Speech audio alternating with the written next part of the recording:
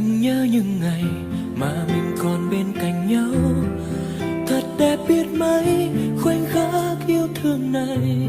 Thật đẹp biết mấy những lúc ta vừa quen nhau, thật đẹp biết mấy lúc ta mới yêu nhau. Khi đôi ta mới yêu nhau thường hay mộng mơ lắm. Mình từng hẹn ước sẽ mãi luôn bên nhau, mình từng đã hứa sẽ mãi không bao giờ xa cách rời. Mà nay giờ đây hai đứa hai nơi. Có bao giờ em nhớ về anh những ngày xưa? Có bao giờ em nghĩ về anh bây giờ? Có bao giờ em thấy thật tiếc cho tình yêu của đôi mình? Và khi em gặp người mới chắc gì đã hơn ai. Có bao giờ em nghĩ không ai hiểu em bằng anh, lúc em cần nũng níu trên bờ vai anh này, lúc em cần ai đó ôm em thật lâu từ đằng sau lưng em này.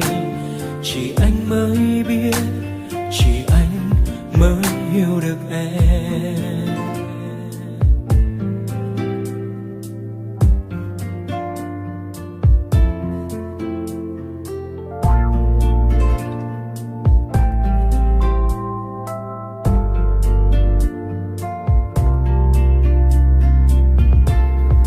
Anh nhớ những ngày mà mình còn bên cạnh nhau, thật đẹp biết mấy khoảnh khắc yêu thương này.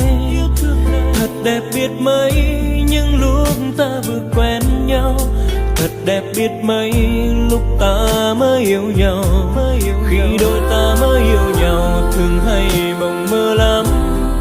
Mình từng hẹn ước sẽ mãi luôn bên nhau, mình từng đã hứa sẽ mãi không bao giờ xa cách rời.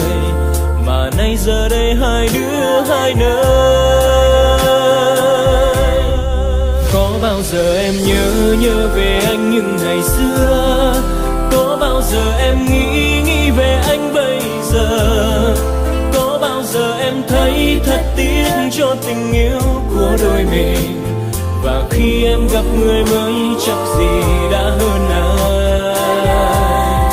Có bao giờ em nghĩ không ai hiểu em bằng ai, lúc em cần nũng níu trên bờ vai anh này, lúc em cần ai đó ôm em thật lâu từ đằng sau lưng em này. Chỉ anh mới biết, chỉ anh mới hiểu được em.